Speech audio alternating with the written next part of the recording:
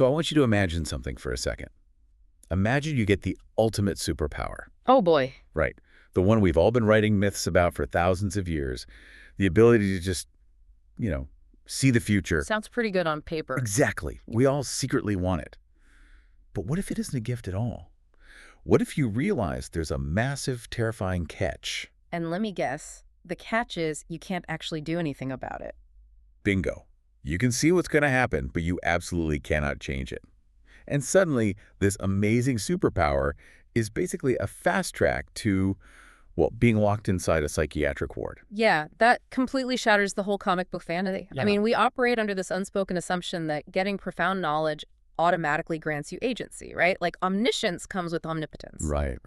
But if you sever those two things, if you give someone the sight to see a tragedy coming, but explicitly deny them the power to move the pieces on the board that turns the fantasy into a total psychological nightmare. And that exact separation, that gap between sight and agency, that is the foundational architecture of what we are unpacking in today's deep dive. It's heavy stuff. It really is. We are examining the intensely complex, sometimes terrifying worldview of Osman. You probably know him online as the Blind Muslim Yogi. Right, he's got quite a following. He does. And quick note for you listening, Osman is permanently blind. He lost his sight back in May of 2023. Which is important context, yeah. Very important, because in his videos, he often describes things in ways that only someone with eyesight could describe. And that's because, he had normal eyesight for most of his life before then. Yeah, you have to keep that in mind when you're engaging with this content. Exactly. So Osman is a master-level bioenergy healer. He claims telepathic capabilities, utilizing quantum and entanglement principles. Which we'll definitely get into. Oh, we will. We'll He specializes in critical care, recovery, and terminal illnesses, and he's got over 50 years of rigorous, advanced practice under his belt. 50 years is no joke. It's incredible. Yeah. And you can find a lot of his methodology on his site, which is yogawellness786.com. He always reminds viewers that there's a free 5-minute yoga and meditation program available for download there. And just to clarify, everything we're talking about from his YouTube channels is completely free. Yes, all his relevant information is free. He does have a Patreon channel for paid live daily videos, online lessons, one-on-one consultations, and group talks. Right, but he doesn't withhold the core information from the free channels. Exactly. The only exclusive paid service is his premium energy healing service, which frankly has a relatively high fee. But he justifies that with his extensive study, his extreme practice hours, we're talking up to 18 hours daily at some stages. Wow, 18 hours. Yeah, and his high success rate. He actually cites a 90% success rate in his specialized fields. Which sounds wild, but he frames it very specifically. He does. But listen, our mission for this deep dive isn't just to look at his healing protocol directly. We are zooming in on a very specific, agonizing reality he describes, which is clairvoyance. Right. We're stripping away the mystical parlor tricks here. Exactly. We are looking at this as a rigid, scientific reality that demands just an inhuman level of burden carrying. And to frame this correctly for you, the listener, we really need to establish the parameters of what we're doing today. We are not here to conduct some metaphysical audit. Right. We're not debating magic. Exactly. Whether or not you subscribe to the existence of telepathy or precognition, that's entirely secondary.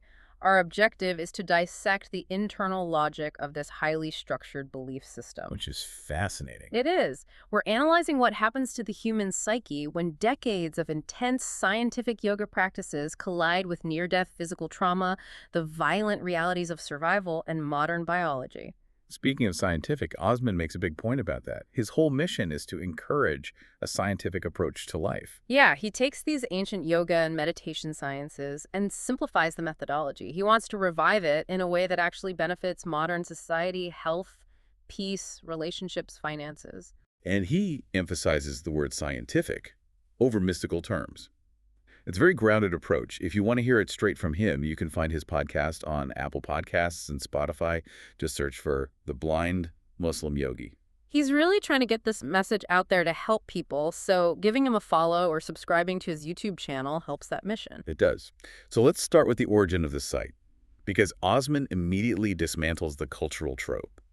When we think of clairvoyance, we picture like the storefront psychic. Right, the neon sign in the window. Yeah, someone studying tarot or someone who sets out with this specific career goal of predicting the future.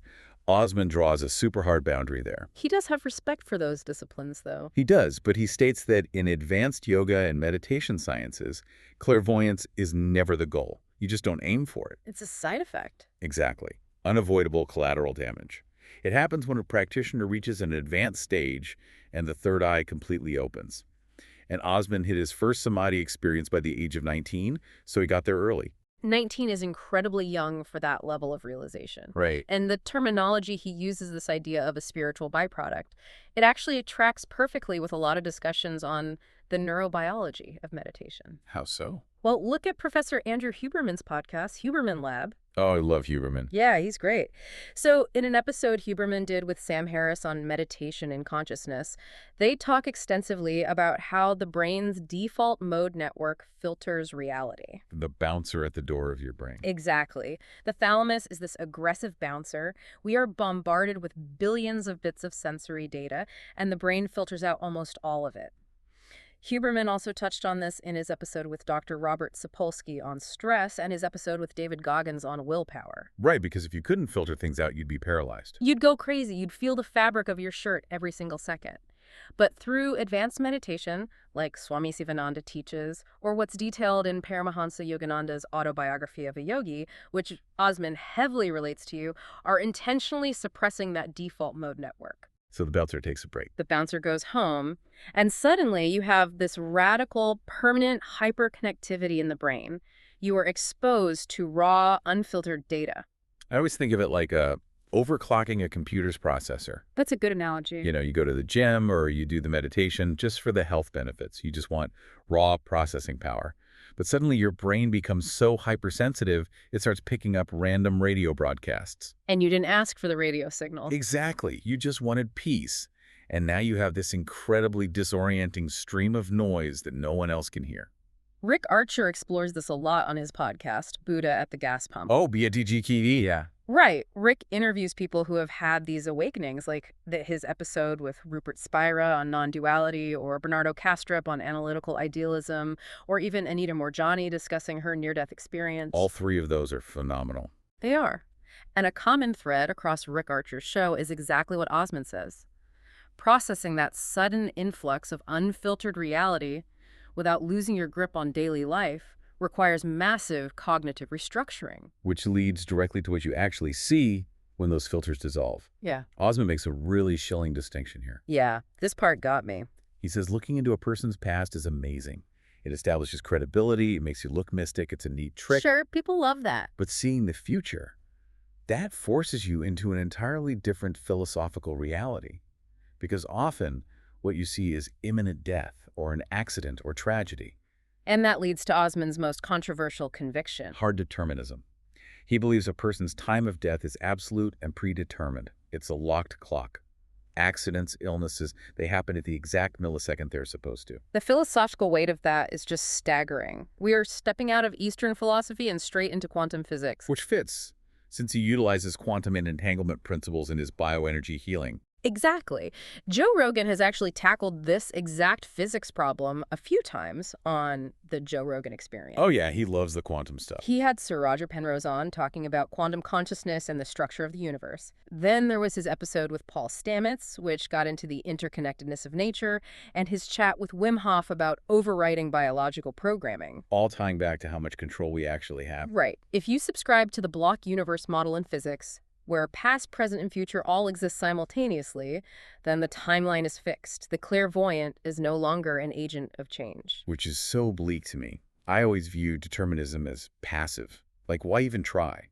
But reading Osman's transcripts, I formed a different theory. What's that? I don't think this rigid belief in a predetermined clock is just a philosophical conclusion for him. I think it is an absolute biological necessity for his mental survival. Oh, that is a brilliant way to frame it. Think about it. If he didn't believe the script was locked, the sheer guilt of foreseeing all this suffering and failing to stop it would shatter his psyche. You're identifying the defense mechanism. It's like cognitive dissonance on steroids. Believing you have the power to intervene, but constantly witnessing your failure to do so. The human mind can't sustain that guilt. It can't. So by adopting a framework where death is an immutable coordinate on a map, the mind insulates itself. You shift from a failing savior to a pure witness. But wait, doesn't that raise a massive contradiction about the utility of this whole pursuit? How do you mean? Well, if you're stuck behind one-way bulletproof glass, you have absolute visibility into the future, but zero agency to alter it.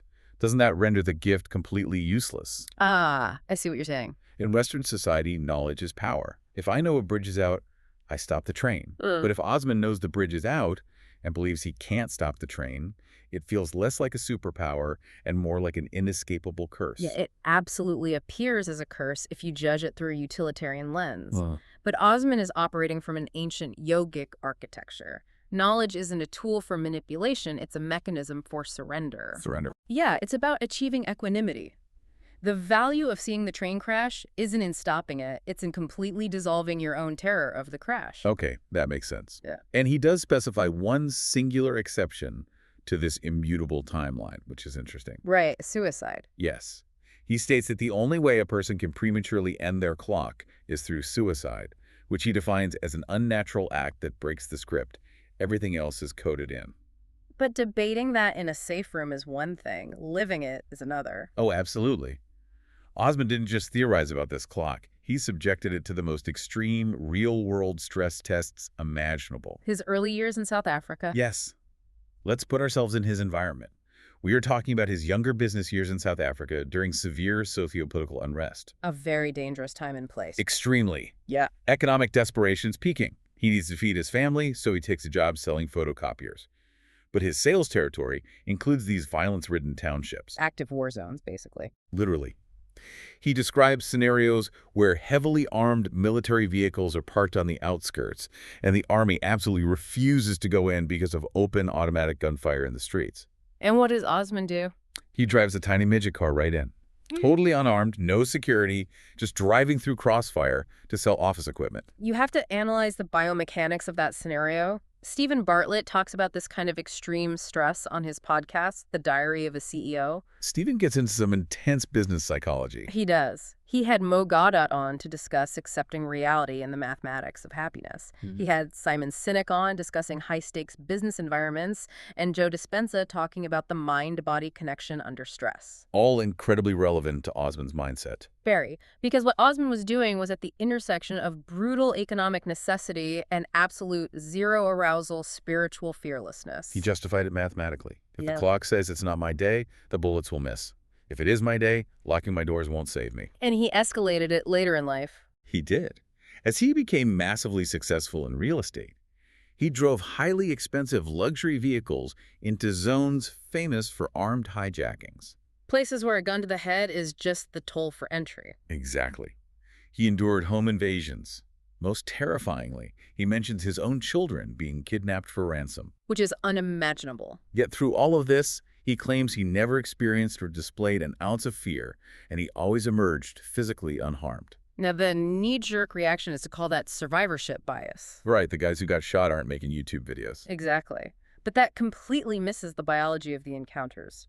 Ranveer Alabadia explores this extensively on The Ranveer Show, also known as Beer Biceps. Oh, I've seen some of his deep dives into Indian traditions. Yes, Ranveer had Sadhguru on to discuss the science of yoga. He had Dr. Joe Dispenza on talking about energy fields, and Swami Mukundananda on mind management. Great episodes. And what they talk about aligns with Osman. From an evolutionary psychology standpoint, his lack of fear was his primary shield. How does that work, practically? You'd think being oblivious makes you a target. It's about how predators process autonomic arousal. Human predators scan for physiological markers in their prey, microexpressions of panic, stress pheromones, erratic eye movements. They're smelling fear. Literally. And that triggers the script to attack. But Osman enters with a flatline parasympathetic nervous system, zero cortisol. He basically breaks their script. Exactly. The attackers experience cognitive dissonance. They hesitate. They wonder, does this guy know something I don't? Is he dangerous? And that hesitation diffuses the violent impulse. That is wild. The utter surrender of self-preservation becomes the ultimate armor. But I have to ask, how does a human mind crystallize this level of certainty? It takes extreme proof. Right. If I walk away from a mugging, I think I got lucky. I don't assume space-time bent around me. For Osman to drive into a shootout with zero adrenaline, This concept of destiny had to be an empirical law of physics for him. And that hinges on a brutal trauma when he was 19. The 120-kilometer-per-hour catalyst. The Bayesian updating moment, where extreme evidence overwrites the brain's models of reality. Lewis Howes covers this phenomenon beautifully on the School of Greatness podcast. Lewis is great at unpacking trauma and recovery. He had Robin Sharma on discussing elite discipline, Dr. Caroline Leaf on rewiring the brain after trauma, and Wim Hof again on extreme physical endurance. So how does Osman's trauma map onto that? Well, let's look at the crash. Osman is 19. He's a passenger in a pickup truck during a DUI joyride in the mountains. A recipe for disaster. The driver is hitting roughly 120 kilometers per hour and misses a hairpin bend. The truck slides off the road toward a fatal drop down the mountain. And what happens in Osman's brain in that microsecond? He goes completely silent. He accepts his predetermined death. Spontaneous parasympathetic dominance in the face of lethal threat. Most people dump massive amounts of norepinephrine. They panic. Osman just surrenders to the void. But he doesn't die. A massive boulder, perfectly positioned, stops the truck. The physics of that deceleration. Devastating. The driver gets third-degree hand injuries. The middle passenger cracks his ribs on the steering wheel. Osman smashes his forehead directly into the dashboard at 120 kilometers per hour. Which should be a fatal brain injury. At least a massive concussion. But he walks away with 0 injuries. X-rays show absolutely nothing. For a materialist, that's just friction and astronomical luck. But for a 19-year-old steeped in yogic discipline... The boulder ceases to be geology. The boulder is a physical manifestation of his timeline hitting the pause button. It wasn't luck. It was empirical data. Hard data proving that if the clock hasn't struck, the laws of physics will literally bend to keep you alive. That crash cemented his entire belief system. It burned it into his neurocircuitry. So if you've proven to yourself that your destiny is sealed and you can see timelines, you'd think the next step is becoming a prophet, right? Warning everyone. You'd think so, but Osman's primary rule for advanced practitioners is the exact opposite. Absolute silence. Total unbroken silence. And this shows a piercing understanding of sociology. He warns that speaking your visions aloud is the most dangerous thing you can do. Because society demands consensus reality. Exactly. Rainn Wilson talks about this a lot on his Soul Boom podcast. Rainn Wilson, like Dwight from The Office. Yes. He has a fantastic podcast on spirituality. Oh, I had no idea. It's excellent. He had Reza Aslan on discussing the history of mysticism, Dr. Gabor Mate on trauma, and Arthur Brooks on the science of happiness. And a major theme on Soul Boom is how modern society rejects mystical experiences. People want predictability. Right. If you predict a tragedy and it happens, society doesn't reward you. They scapegoat you. Osman points out people will accuse you of cursing them or using dark magic. It's easier to blame you than to admit they have 0 control over their mortality. It's the Cassandra complex. But Osman takes it further into the realm of modern institutions. The systemic eradication. Yes. He explicitly warns that talking about hearing voices or seeing the future is grounds for forced psychiatric institutionalization. He applies it directly to business, too. If you're a successful business person and you talk about visions, you hand a loaded gun to your competitors. They don't have to beat you in the market. They just get a judge to declare you schizophrenic and seize your assets. Weaponized psychiatry for corporate theft. It's terrifying. Which forces profound isolation on the practitioner. Imagine the emotional regulation required. You see a friend walking into a health crisis, but modern society mandates you just smile and pass the salt. It reminds me of Tony Robbins. Tony talks so much about state control and mastering your internal environment. Yes. But normally, Tony Robbins is teaching you state control so you can project confidence and succeed. Osman is using extreme state control to actively conceal his capabilities just to survive. He has to pretend to be blind to survive among the actually blind, which perfectly sets up the paradox of his current professional life. The bridge between the mystical and the biological. Right. Because society rejects mysticism, he found a different language to heal people. And keep in mind, he's a telepathic master who practices 18 hours a day. He claims a 90% success rate using quantum entanglement principles. But he doesn't talk about auras in his clinic. No, he is stubbornly anchored in Western empirical science. He refuses to replace medical doctors. He makes patients exhaust traditional medical avenues first. And he strips away the esoteric vocabulary. Mel Robbins is great at translating these concepts on the Mel Robbins podcast. Oh, Mel is fantastic at making things actionable. She is. Her episodes with Dr. Russell Kennedy on healing anxiety, Dr. Tara Swart on neuroplasticity, and Dr. Peter Attia on longevity, they all do what Osman does. Which is translating the spiritual into the biological. Exactly. Osman talks about the HPA axis. He talks about cortisol. He explains his bioenergy healing as a mechanism to radically calm the nervous system and plummet cortisol levels. Because chronic stress suppresses the immune system. Right. By removing that stress, he gives the body's natural defenses the runway to fight the illness. He asserts the will to live is 80% of the battle. He's using psychoneuroimmunology. It's brilliant.